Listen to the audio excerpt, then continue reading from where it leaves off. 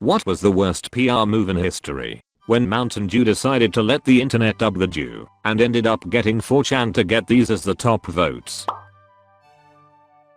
Although, that was not as bad as the Patriots automating their social media, resulting in this post for their 1 million followers on Twitter. This reminds me when Justin Bieber had a contest where he'd do a show at whatever location got the most votes online. Of course North Korea won by a landslide. That happened to Pitbull when he agreed to sing at the Walmart with the most likes on Facebook. Internet sent him to the most remote Walmart in Alaska. To his credit, he went. PR wise, that could not have worked out better for him. He got to be a local hero and made a lot of people very happy.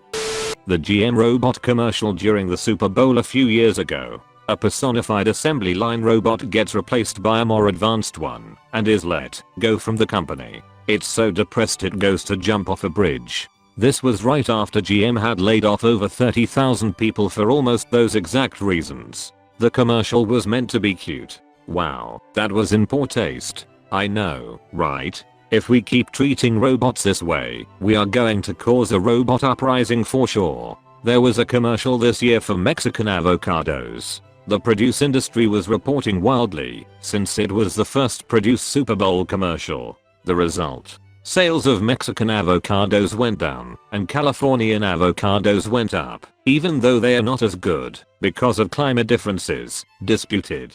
Basically, people suddenly realized produce might be from Mexico and made an effort to avoid it. It wasn't a bad PR move per se, but the result was pretty shitty.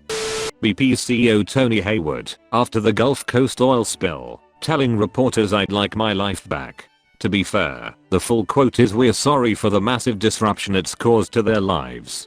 There's no one who wants this thing over more than I do. I'd like my life back." But the oil CEO presenting himself as the biggest victim of the oil spill that was destroying livelihoods and the environment was, well, a bold move. Cotton. Let's see how it plays out for him. He was replaced less than a month later.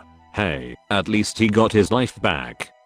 How the duck has nobody mentioned. When McDonald's in the US did that scratch card deal where they would give you a scratch card which had an Olympic event in it, and if the US won, metal, gold, I don't remember, they would give you a free burger or something. Of course, they calculated it so that most of the events would be ones usually won by Soviets. Guess who boycotted the Olympics that year? Brilliantly parodied by The Simpsons.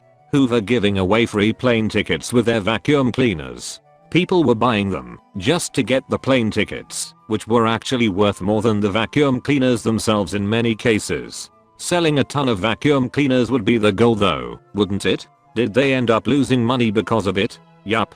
They were expecting people to buy their high-end vacuum cleaners, since getting the plane ticket would help justify paying more. But they failed to realize that if they didn't prevent people from getting the tickets from the lower-end vacuum cleaners too, everyone would just buy those for the sole purpose of getting the tickets, which were worth much more than the low-end models. They ended up practically pleading with customers to take another, lower value item instead of the plane tickets. Netflix splitting up the company into Quickster and quickly reversing that. My favorite fun fact from that mess was that there was this random surfer stoner on Twitter who went by at Quickster.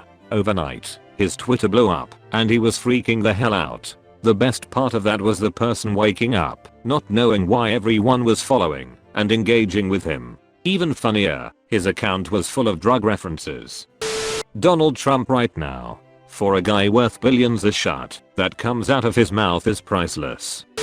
Hashtag my NYPD. I straight up have no idea what they were expecting. Edit. For those out of the loop, hashtag my NYPD was a PR stunt by the NYPD to try to show the people of New York that cops are mostly good people out to protect and serve. Thing is, they asked people to use the hashtag MyNYPD to tell their stories or post their pictures of positive encounters they might have had with the police. Of course, people used it to post pictures depicting police brutality as well as other negative headlines the NYPD has made over the years. For instance, NYPD kills man on wedding day, beats an 84-year-old man bloody for jaywalking, etc. I had never seen anything go that sour or that fast before. But I mean, what the duck did they think was gonna happen? Who exactly is it they figured uses hashtags and has nothing but rave reviews for the police nowadays? Gerald Ratner was CEO of British jewelers Ratners in the 90s before he made a speech calling his products total crap, wiping £500 million off the value of the company and causing it to nearly fold. We also do cut glass sherry decanters complete with 6 glasses on a silver plated tray that your butler can serve you drinks on, all for £4.95. People say, how can you sell this for such a low price? I say, because it's total crap. He compounded this by going on to remark that some of the earrings were cheaper than an M&S prawn sandwich, but probably wouldn't last as long. DJRNOs and hashtag why I stayed. There was a big movement on Twitter to spread awareness of domestic abuse and how there are times where the woman doesn't realize her SO is abusive. So women are sharing their own stories and tagging why I stayed. Somebody on the marketing team at DJRNOs completely missed the tone/purpose of this, and DJRNOs ended up tweeting, hashtag why I stayed, he had pizza. Didn't go over so well. Bud Light's up for whatever campaign. The perfect beer for a moving back quote, no from your vocabulary for the night. Bud Light president, yeah, I really like that slogan. I can't see any problems coming from that. Bud Light VP, hey, do you think we should hire a woman or two to work here? Dr. Pepper Tenzit's Not For Women campaign was pretty bad too. That campaign was pure satire though. Their research showed that men weren't drinking diet drinks because they thought they were too feminine. So they added 10 manly calories, so guys didn't have to feel so girly for drinking a diet drink. It was making fun of men, not women. Hashtag Susan album party. I'll take Susanal bum party for $7,000. I forgot all about that. Susan Boyle seems like such a sweet woman, but that was ducking hysterical when it came out. Canadian here. Not sure how many of you are familiar with Jian Ghomeshi, but he's a famous television personality, known best for his interview show Q. When the CBC fired him, he posted on Facebook that he was fired for liking rough sass. At first, he drew a great deal of sympathy. Then the real facts came flooding in. He was a serial abuser of women, and the CBC fired him after he had shown them pictures of a girl whose ribs he had fractured. Women began to speak publicly about his abuse, and several pressed charges. He's now on trial, facing life in prison. All from a self-pitying Facebook post. Amy's Cafe blowing up everyone on their Facebook after their terrible episode. That was a great PR move. It's kept them in business, because people go to see just how shitty it is. Pepsi's contest in the Philippines in 1992. Pepsi ran a contest in the Philippines that would give a lucky winner $1 million. It was based on the number on the bottle cap and the winner would be announced. Well, it turned out there was a glitch and the number they announced was not a unique number. In fact, there were 800,000 caps that had that number.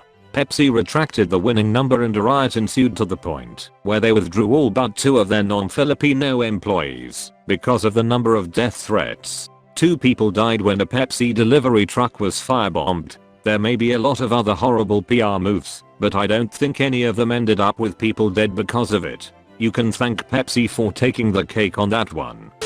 O.J. Simpson publishing a book about how he would have killed his wife. That book is ducking insane. It reads like this. Here's how I met Nicole. There's no way I did it. I didn't do it. I couldn't have done it. Here's how I did it. No way I did it. I didn't do it.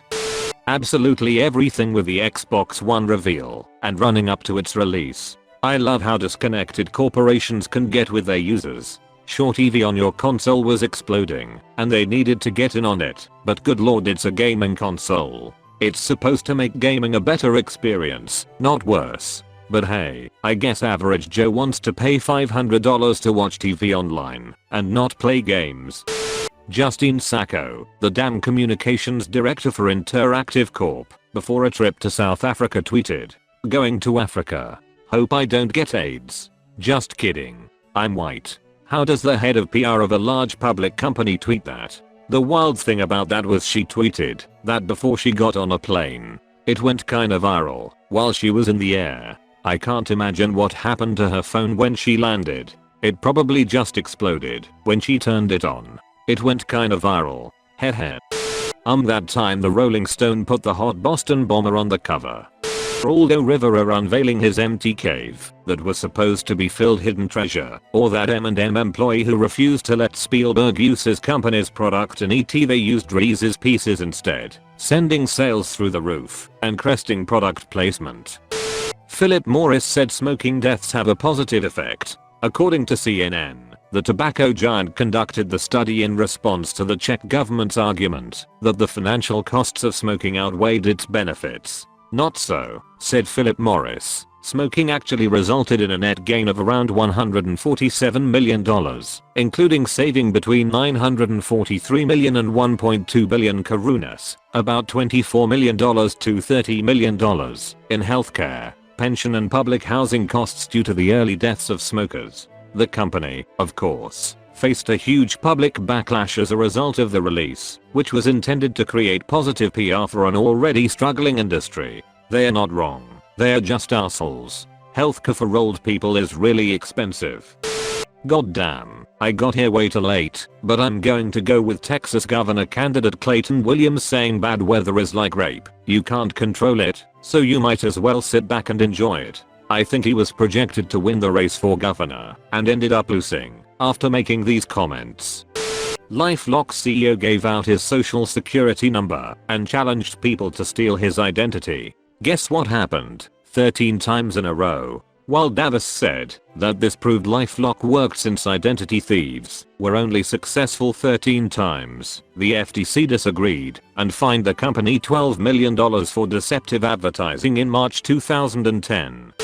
Malaysian airline offering free tickets to flyers who submit their bucket lists.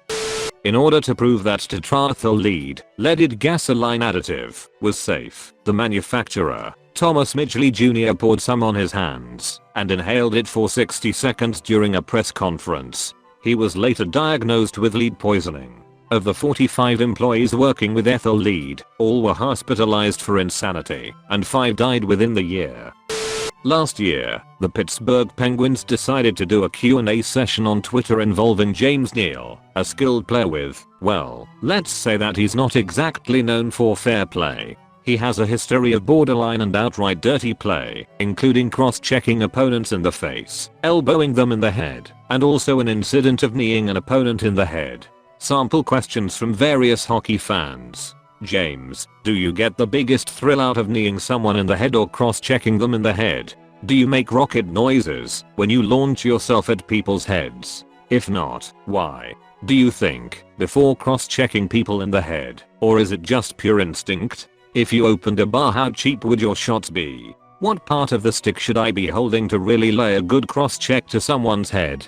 If a tree falls down in the forest and nobody is around to hear it, does James Neal still cross-check it in the face? What favorite memory have you robbed from one of the players you need to the head? A train leaves New York City traveling at 97 miles per hour. Another train leaves LA traveling at 76 miles per hour. When do you headshot the child riding coach? If you could go back in time and play with any player in history, which one would you knee in the face? James, my roommate stole my food. Should I lunge at his head, elbow him in the temple, or drive my knee into his skull? If the moon was made of BBQ spare ribs, would you still leave your feet to charge at it? When you go into a corner and there are 3 people and you only have 2 elbows, how do you decide which one gets kneed? Talking of Twitter Q&A sessions backfiring, there's the one which JP Morgan had to abruptly cancel after questions like, did you have a specific number of people's lives you needed to ruin before you considered your business model a success? Which section of the poor and disenfranchised have you yet to exploit for profit, and how are you working to address this?